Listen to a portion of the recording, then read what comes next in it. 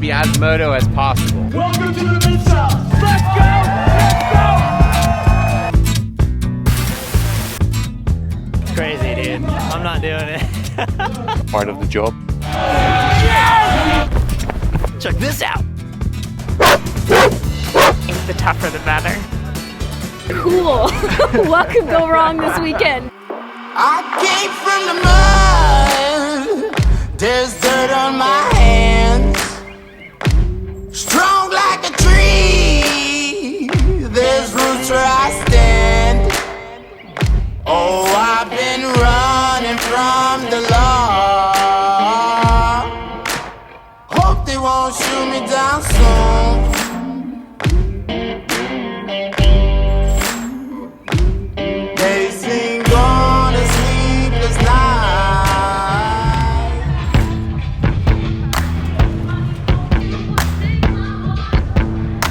You are in Stillwater, Oklahoma.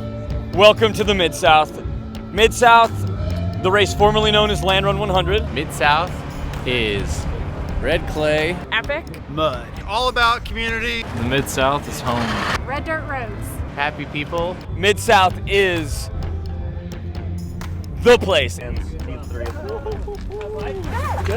be nice to have a third hand to do handshakes with coronavirus and then just like only use it for that. The coronavirus pandemic is on everyone's mind, and everyone is usually hugging each other like crazy, and I'm hugging everyone like crazy, and it's this communal, familial, family reunion vibe, and everyone's been a bit reserved, You know, I know some people chose not to come, which, I applaud them for. It's hard to do when you prepare for something like this all year. I think maybe 50% less than what we have actually registered, which is totally fine. We respect everyone's decision to stay home. Drop ride. We're not going to go too hard. We're going to have a nice, comfortable pace. This is a big group. And now we're riding bikes apparently. And I'm excited. People are coming to this event because we care about everyone, not just the racer, about the entire breadth and width of the participant. I'm just glad it's not raining. Our dirt roads just happen to be phenomenal to also ride on. Gravel is so big right now because it's inclusive and the barriers to entry are very low. We don't have separate categories, and we have mass starts, and we don't have sanctioning, and we don't have licenses, and I am not for those things. I don't think gravel needs it. The forecast says half an inch of rain tonight. Do we bring, plastic bags to throw over our shoes so that when we're running up a mud hill, we can just peel the plastic bags off afterward and not have clogged cleats? All kinds of little things like that. You don't always necessarily want to be racing with a paint stick to clean off your bike mid-race, but that's part of the game. Outdoor sports, sometimes Mother Nature says, check this out.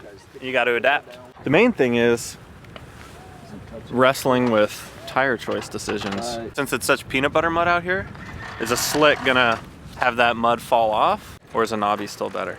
At a certain point, I think your confidence makes the biggest difference of all. Let's roll. Where is it? I'm going to check it out. Evidently it's more beat up than last year. Hopefully we'll get enough of an idea of traction that we can make a tire decision.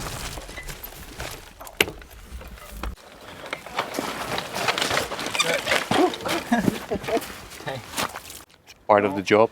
Okay. So I led into this, rode it clean, no one else behind did. And then it pretty much came down to a track stand at a stoplight just a few blocks from here. Pretty much a straight sprint for almost an eighth of a mile. And then a mountain biker, Mr. Payson McElveen, won my gravel race. Couldn't be more stoked for him to be back. The other thing is this section isn't really that long in terms of having to run, You have traction. Yeah. This is also sticking, but it's not as bad. That does seem like a better choice. For the race tomorrow, I will be running a semi-slick 38 millimeter fast rolling tire. It literally will be one of the main deciding factors in the race. Honestly, as far as tomorrow, I think the tougher the better. So I think that is where I will thrive. Let it rain. What color is that dirt? Reddish. It's orangish. This is the orange south. Payson and I go way back. We find a lot of similarities in each other, and we get along really well as a result. pretty much go to battle with each other on the bikes, and then, you know, hang out right afterward and enjoy the other aspects of gravel racing. Beer will be drunk tomorrow afternoon, regardless of the results. Makes you feel better when you lose, makes you feel better when you win. Yeah, That's right. Amazing. Precisely. If we get the projected ½ inch to an inch of rain tonight,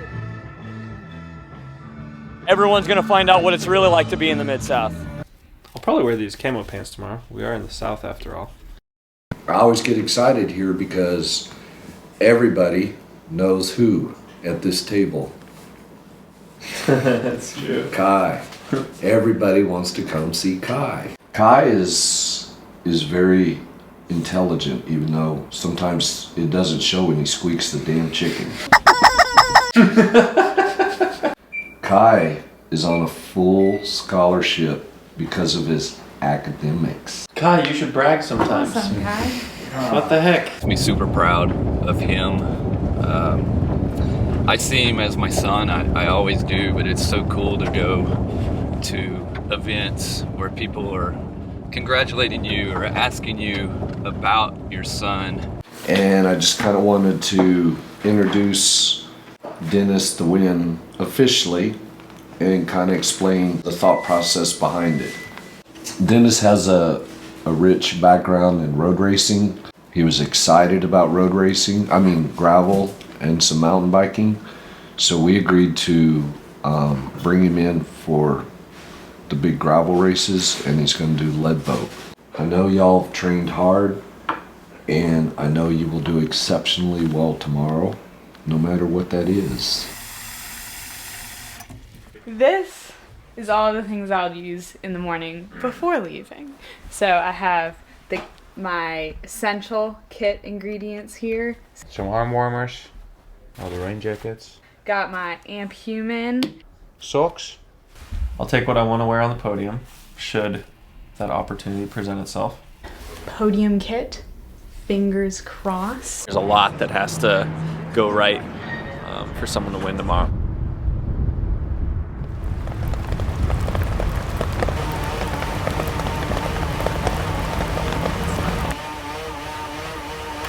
We're just awaiting our sentence. We're in the final 30 minutes before the start here. It smells like tiger balm in here. This is gonna be pretty insane. Mentally preparing for what I think will probably be one of the most epic races I've ever done. Be safe, and if you stop, be careful of the cold. Yeah. Okay? Don't get hypothermia because you're gonna have sweat. It's gonna get really cold. Here, let's do this, Dennis. Bro, let's have fun. Woo! 5 minutes.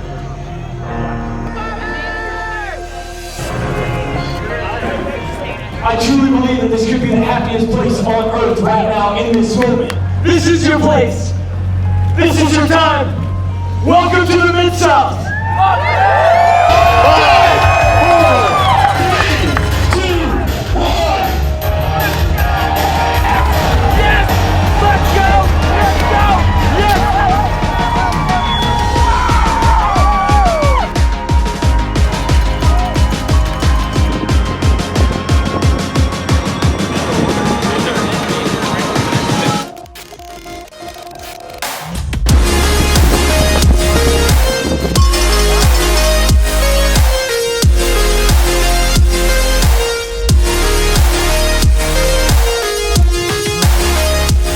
First hit the gravel, verbally said, wow, because it was just immediately covered head to toe, and that was when it really hit me that it was going to be a really long, hard day.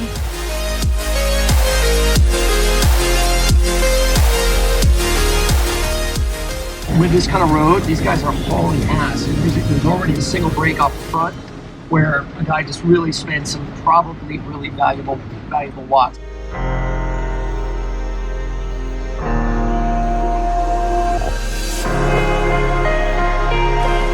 A really challenging first 20 miles.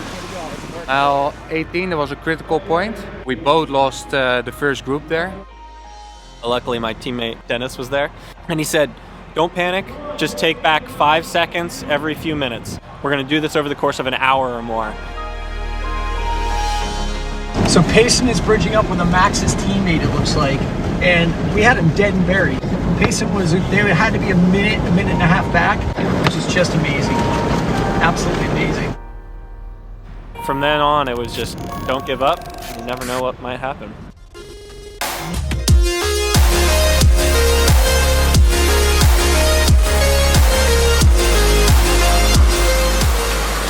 Just stayed positive, and I thought to myself, I just want to give 100% today, and what happens, happens.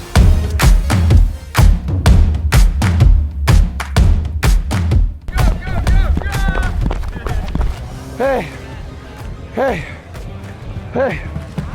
You around or something? Yeah. You don't need to do that.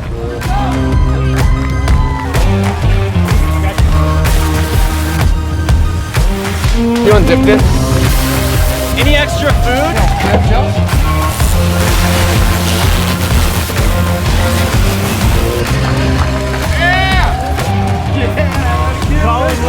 Colin, slow roll, you're good.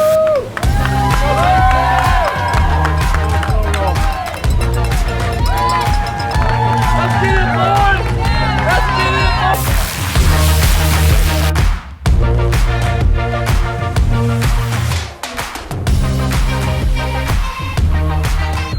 Mile 68 is when I realized how long of a day it was really going to be.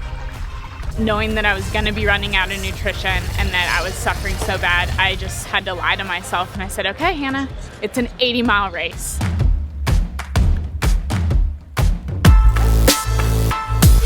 We do have all the favorites. We have Colin, we have Payson, we got Pete, we got everybody up there, we got Danny Summerhill. It's like clockwork, they're all right in front. Tries out. So Stetton is in the lead in 2 minutes. And then we've got Payson in second, probably 30 seconds down on him. And then Colin probably a minute down on Payson. So looking really good. I mean, these guys are, it's gonna be a drag race to the finish. It's just gonna be who has the legs. Bikes are failing. Pete has had to stop several times. Just zero traction. The guys were actually biking for a while. Deal I made with myself is I said, do not walk a single step. Where you're racing, run.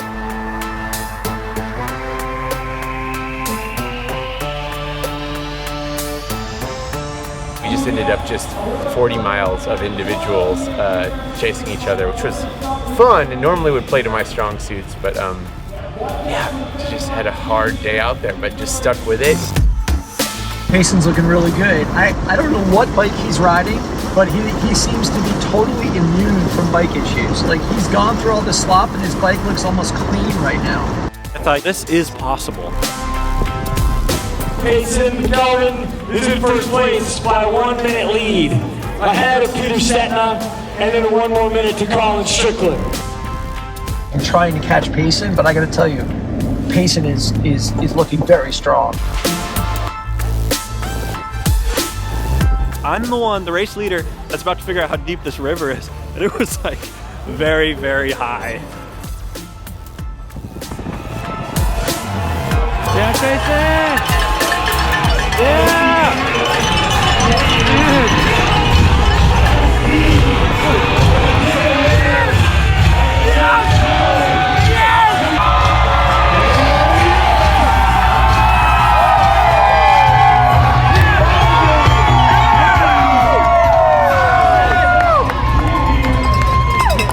Two-time, back-to-back, first time ever, Mid-South champion. Yeah! Yeah! Yeah!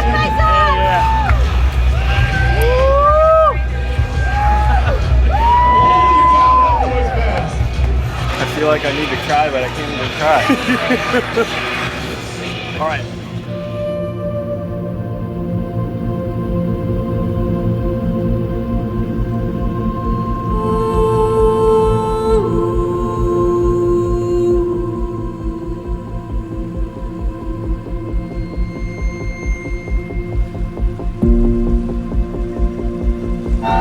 Colin work together at all? It was just carnage. Kind of, but we all broke apart. There's Colin.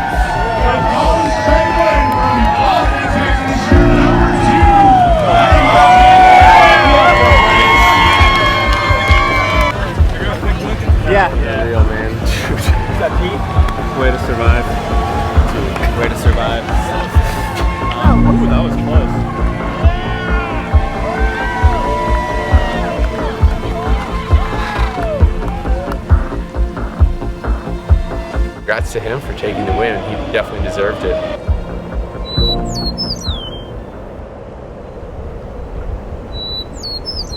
At mile 91, I think, is where I really truly cracked. And my tires completely caked up to the point where I could not ride at all. It was so gunked up I couldn't even push my bike. So I went to lift my bike and it was so heavy I physically could not lift it. And I just looked in front of me, looked behind me, no one around. I just had to stand there for a second and really think, what do I actually do?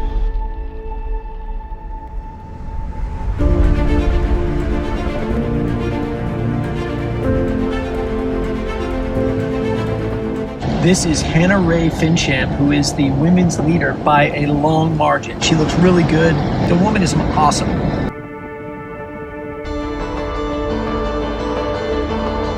When I hit the pavement, I felt like I had tears of joy starting to materialize in my eyes. That was the first moment when I actually thought, okay, I will finish this race.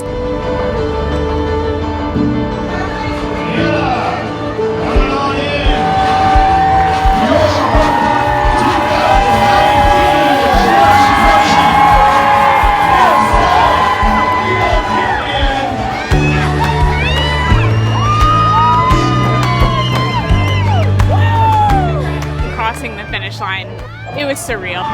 Congratulations. Number one.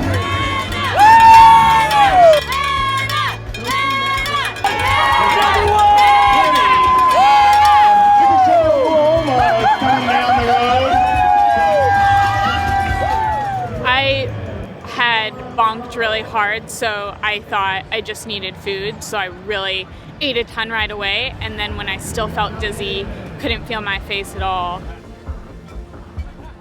I knew something was wrong, and we called medical, and I had hypothermia to deal with.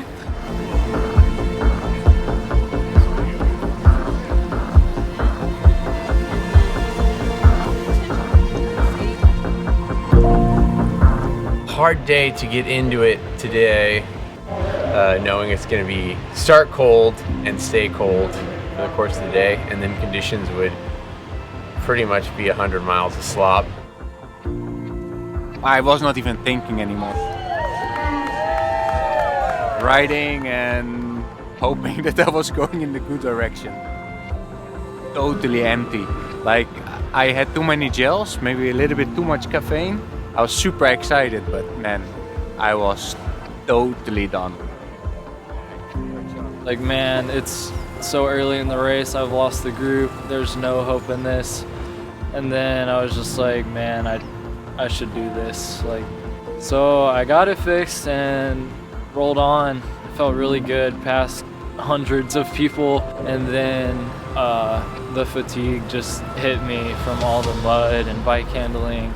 The cold really set in on me. What I love about gravel is just the vibe around the event. The fact that we're all out here doing the exact same thing, and you can walk up to anyone and, you know, who finished their ride and say, man, that was hard. And they're like, wow, you thought that was hard? I was like, yes, we thought that was really hard. And then they did the exact same thing as you. Even if I crossed the line and didn't have a great result, it was still going to be a happy day because of the gravel community.